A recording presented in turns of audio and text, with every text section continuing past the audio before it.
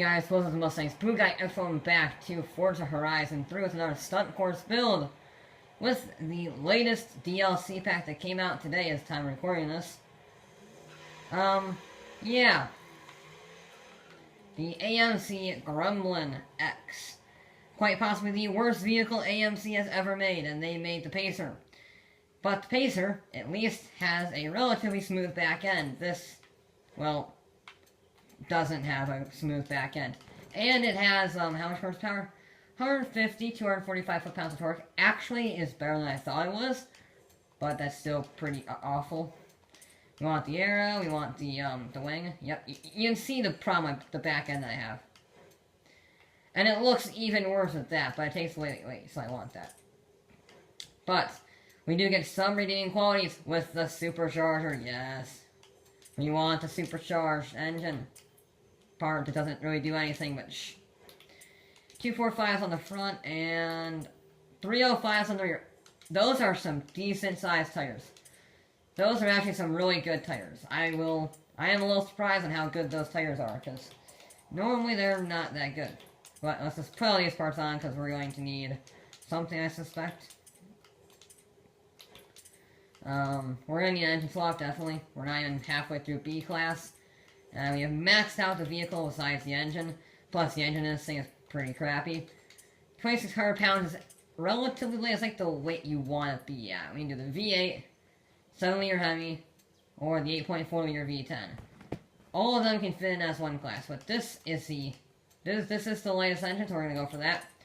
We are going to supercharge it because we have a supercharger on. It would be a crime to not put the supercharger on the supercharged vehicle. We actually got a lot of power in this car. Can I sneak this? No. That's a definitive no. And does that lower the weight? If that lowers the weight, I'm gonna put the... That does not lower the weight. Okay, never mind. We want this. Yes, we want 20x or 26 horsepower. We want the... Yes. We're gonna have over 730 horsepower. Gonna put that on. Alright, hang on. I'll just be a minute, alright?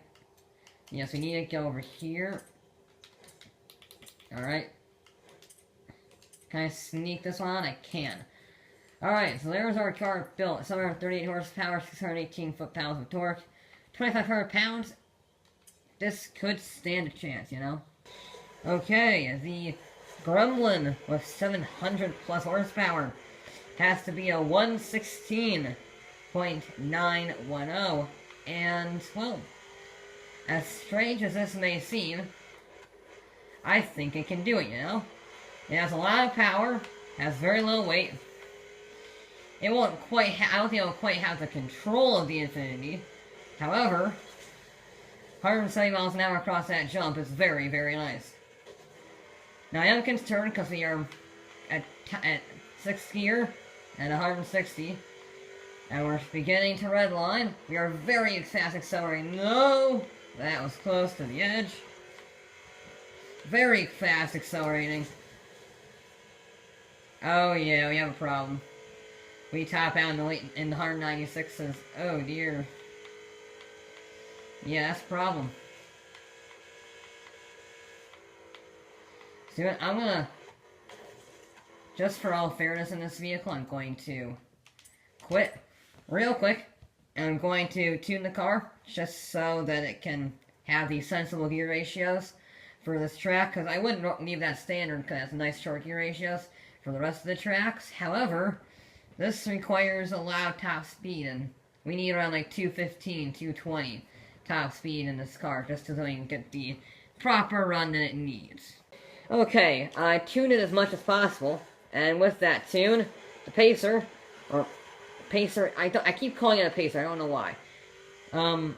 The Gremlin,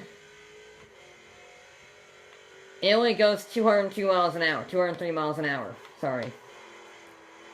And that's a problem, because that's a good 8 miles an hour down on the Infinity, at least. But holy cow, that's 177 miles an hour across the jump. That is a ridiculous amount of speed. I think that's the fastest we've ever seen around that jump. 177 is a new record, I believe. 138 around the corner is about average.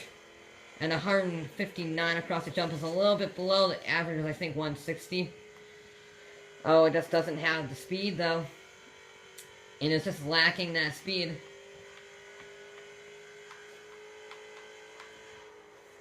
Just gonna coast it through here.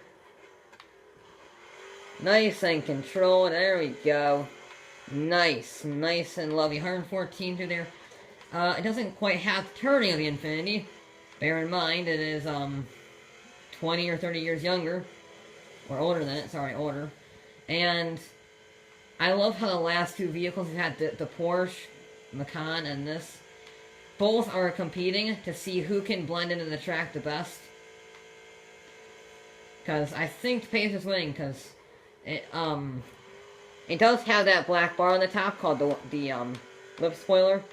However, it is a lot smaller than the Macan, and therefore I think it blends in that little bit better. Okay, now we're going almost 180 miles an hour across the jump. Which, again, we're now 2 miles an hour faster than our previous best. So that is an awful lot of speed across the jump. There you go. 161 across that boost, or across that jump, heading onto the boost.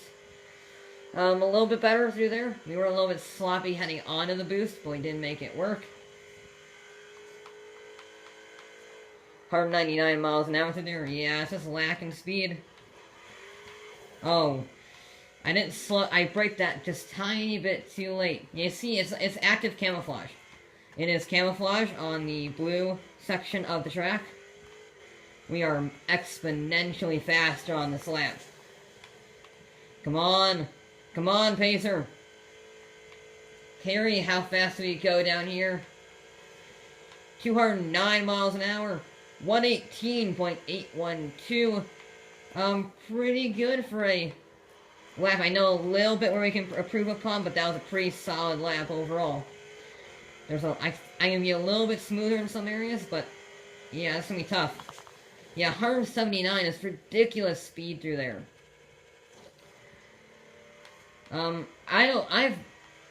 This is an AMC Gremblin, one of the worst cars in the history of the world. And it is doing a remarkable job around this track. Oh! Oh no, that's ruined our time. That's killed us. I got a twitch going on the jump. That's annoying. That's really annoying.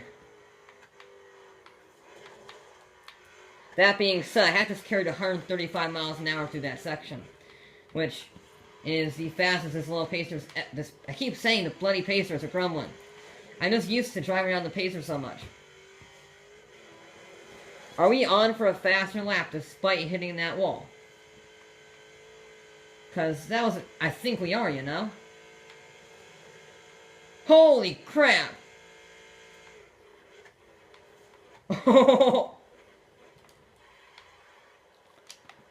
That is a ridiculously fast lap.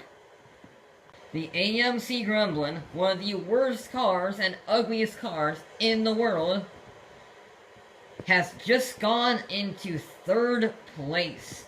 That is a sentence I never thought I would say in my life. A Gremlin has gone faster than a Porsche 356, and with a time of 117.578, it is just 2/100th of a second slower than the twin mill. If I didn't get all twisted up on that boost jump over there, this would probably be very close to the Infinity. Heck, it might beat the Infinity.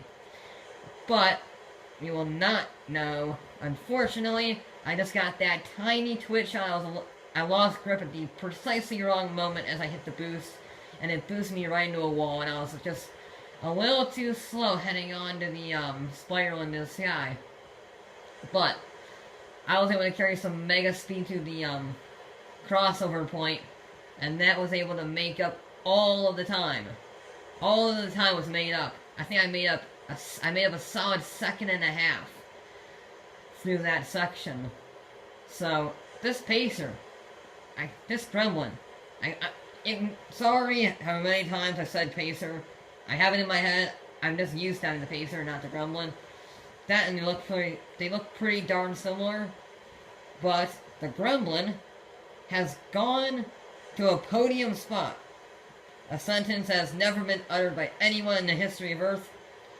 But, despite its historic awfulness, with some big old tires, a big V8, and a mostly miraculous run, this car did really rather well.